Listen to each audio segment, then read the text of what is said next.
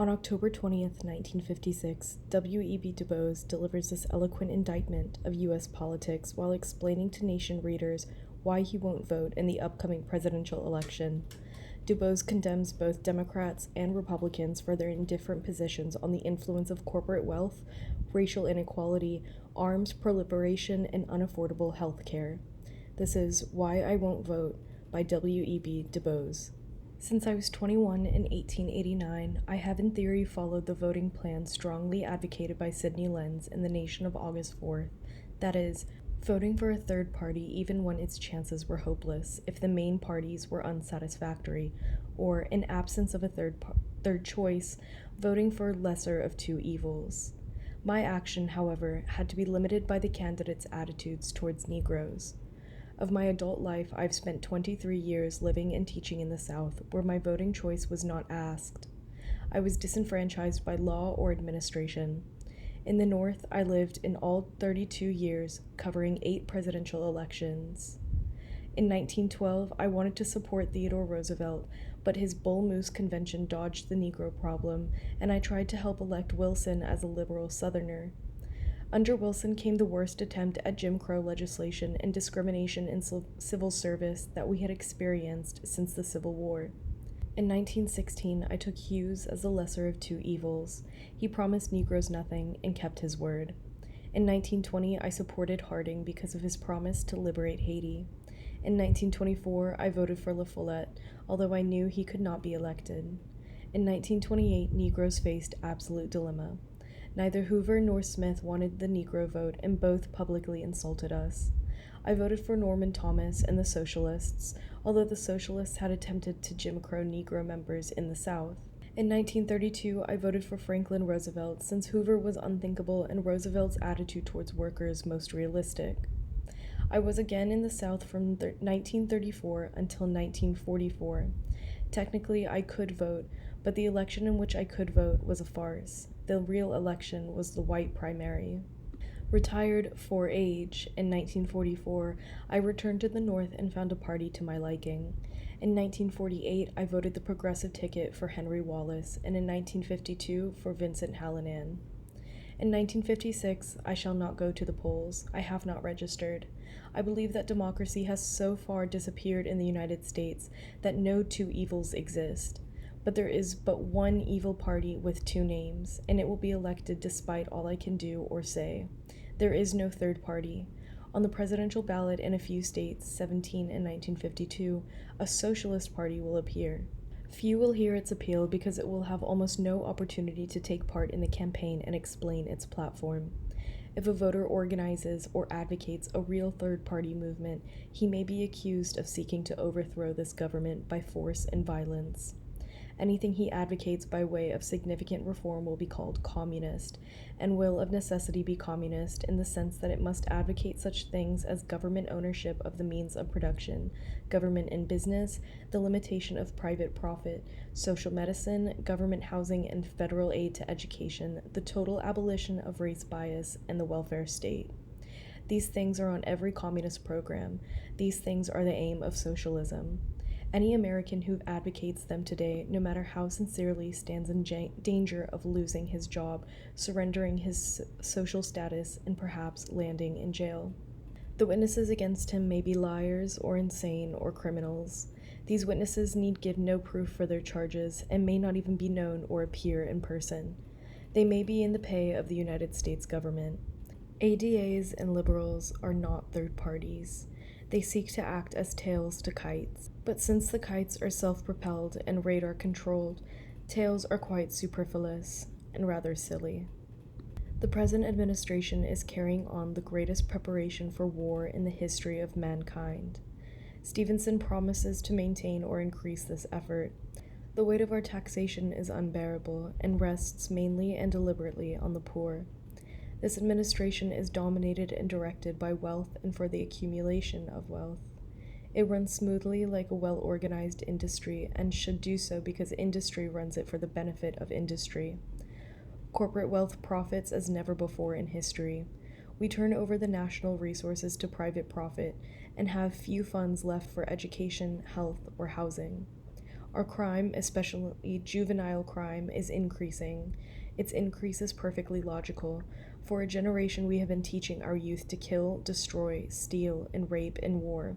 What can we expect in peace? We let men take wealth which is not theirs. If the seizure is legal, we call it high profits, and the profiteers help decide what is legal. If the theft is illegal, the thief can fight it out in court, with excellent chances to win if he receives the accolade of the right newspapers.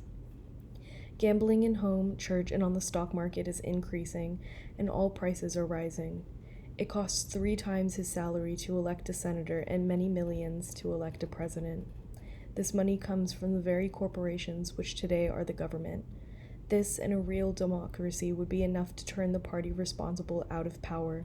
Yet, this we cannot do. The other party has surrendered all party differences in foreign affairs, and foreign affairs are our most important affairs today and take most of our taxes. Even in domestic affairs, how does Stevenson differ from Eisenhower? He uses better English than Dulles, thank God. He has a sly humor where Eisenhower has none. Beyond this, Stevenson stands on the race question in the South not far from where his godfather, Adlai, stood 63 years ago, which reconciles him to the South. He has no clear policy on war or preparation for war, on water and flood control, on reduction of taxation, on the welfare state. He wavers on civil rights, and his party blocked civil rights in the Senate until Douglas of Illinois admitted that the Democratic Senate would and could stop even the right of senators to vote. Douglas had the right to complain. 3 million voters sent him to the Senate to speak for them. His voice was drowned and his vote nullified by the Eastland, the chairman of the Senate Judiciary Committee, who was elected by 151,000 voters. This is the democracy in the United States, which we peddle abroad. Negroes hope to muster 400,000 votes in 1956. Where will they cast them? What have the Republicans done to enforce the education decision of the Supreme Court? What they advertised as fair employment was exactly nothing, and Nixon was just the man to explain it. What has the administration done to rescue Negro workers, the most impoverished group in the nation, half of whom receive less than half of the median wage of the nation, while the nation sends billions abroad to protect oil investments and help employ slave labor in the Union of South Africa and the Rhodesias? And will the party of Talmadge, Eastland, and Ellender do better than the Republicans if the Negroes return them to office? I have no advice for others in this election. Are you voting Democratic? Well and good. All I ask is why. Are you voting for Eisenhower and his smooth team of bright ghostwriters? And again, why? Will your helpless vote either way support or restore democracy to America? Is the refusal to vote in this phony election a counsel of despair? No, it is dogged hope. It is hope that if 25 million voters refrain from voting in 1956 because of their own accord and not because of a sly wink from Krusevich, that this may make the American people ask how much longer this dumb farce can proceed without even a whimper of protest. Yet, if we protest, off the nation goes to Russia and China. 55 American ministers and philanthropists are asking the Soviet Union to face manfully the doubts and promptings of their conscience. Cannot these do-gooders face their own consciousness? Can they not see what American culture is rotting away, our honesty, our human sympathy, our literature, save what we import from abroad? Our only review of literature has wisely dropped literature from its name. Our manners are gone, and the one thing we want is to be rich, to show off. Success is measured by income.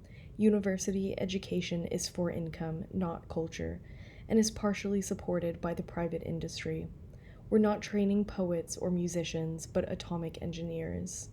Business is built on successful lying, called advertising.